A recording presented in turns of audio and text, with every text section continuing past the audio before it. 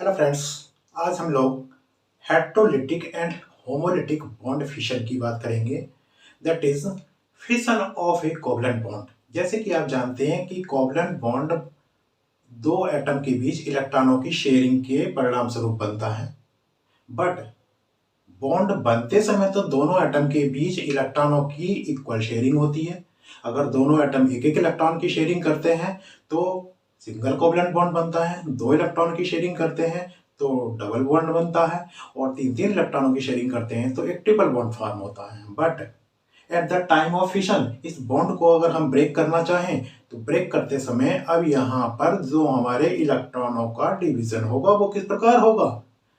Equal sharing तो हो जाती है बट डिवीजन इक्वली नहीं होता है। यहाँ पर दो प्रकार की पॉसिबिलिटी है कि या तो वो शेयर्ड इलेक्ट्रॉन इक्वली दोनों के पास डिवाइड हो जाए या फिर वो दोनों इलेक्ट्रॉन किसी एक एटम के पास चले जाएं।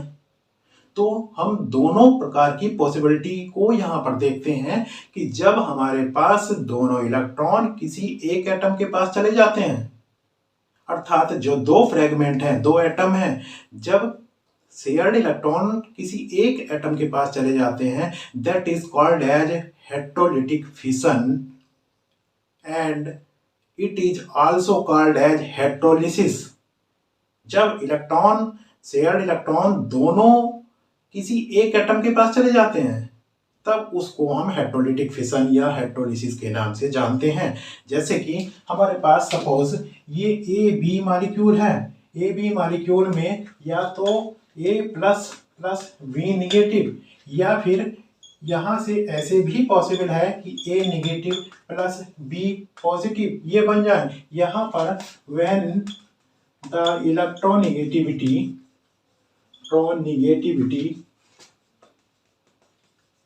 Of B greater than A, तब यहां पर इलेक्ट्रॉन इस बी एटम के पास चले जाते हैं। बट जब इलेक्ट्रोनेगेटिविटी ए की ज्यादा होगी, when the electronegativity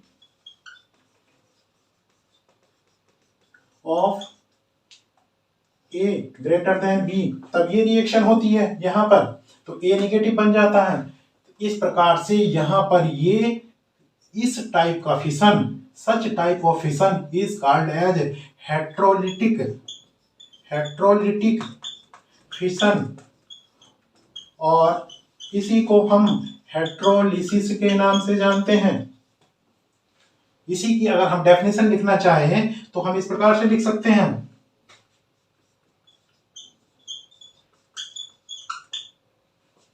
If a covalent bond is broken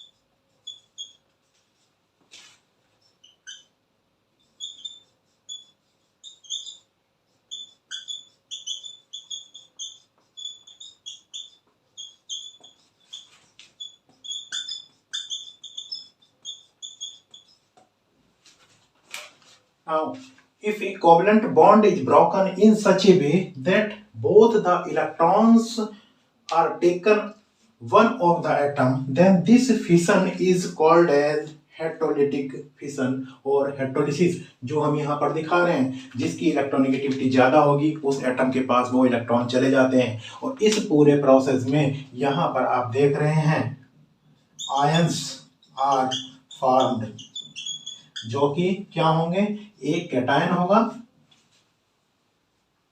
one is cation and other is anion, दूसरा एनायन होगा।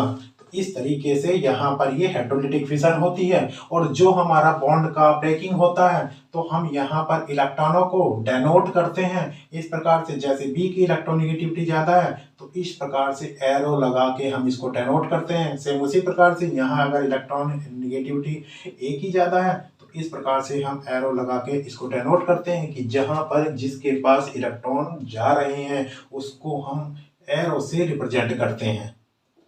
इसी के एक एग्जांपल की बात करें तो जैसे हमारे पास CH3Cl है, तो यहाँ पर ये ब्रेक होने के बाद ये इलेक्ट्रॉन, जो कि क्लोरीन की इलेक्ट्रोनेगेटिविटी ज़्यादा होती है, तो ये इलेक्ट्रॉन क्लोरीन पर शिफ्ट हो जाएंगे। तो यहाँ पर ये क्लोरीन नेगेटिव बनेगा और कार्बन एटम के बॉन्ड इलेक्ट्रॉन क्लोरीन के पास चले गए तो कार्बन पर पॉजिटिव चार्ज आ जाता है, तो ये यहाँ पर कार्बनियम आयन बन जाता है। इसी प्रकार से जब हमारे पास कोई इस प्रकार का आयन बनता है, जैसे सपोज CH3CHO और यहाँ पर OH रिएक्शन होती है, तो यहाँ पर ये जो हाइड्रोजन एटम है एक यहाँ से निकल जाता है -H2O, तो यहाँ पर बनता है CH2CHO और यहाँ पर नेगेटिव चार्ज आ जाता है। इस प्रकार से यहाँ पर ये कार्बोनियम आयन जनरेट होता है और यहाँ पर कार्बन आयन जनरेट होता है।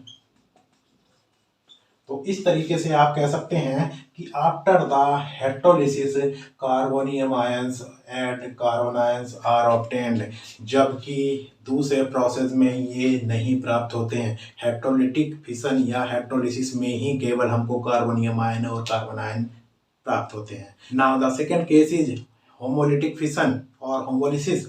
जैसे कि आप जान रहे हैं, जैसे कि हम बात कर रहे हैं कि इलेक्ट्रॉनों की शेयरिंग के साथ कोवलेंट बॉन्ड बनता है, तो फिशन के समय ये केस पहले हो गया होमोलिटिक फिशन, जब हमारे शेयर्ड इलेक्ट्रॉन इक्वली दोनों एटम के बीच डिवाइड हो जाते हैं, that is called as homolytic fission और homolysis and it is denoted by half added arrow. Now if both the atoms have the same electronegativity, जैसे फॉर एग्जाम्पल हमारे पास AB ही molecule है, या हम दूसरा मॉलिक्यूल ले लेते हैं, suppose you have chlorine molecule, then after the breaking this bond electrons will shifted in such a way this half headed arrow ये इससे रिप्रेजेंट किया जाता है और यहाँ पर ये क्लोरीन के ऊपर एक डॉट लगा दिया जाता है। इस प्रकार से दो क्लोरीन फ्री रेडिकल बन जाते हैं, that is called as free radicals.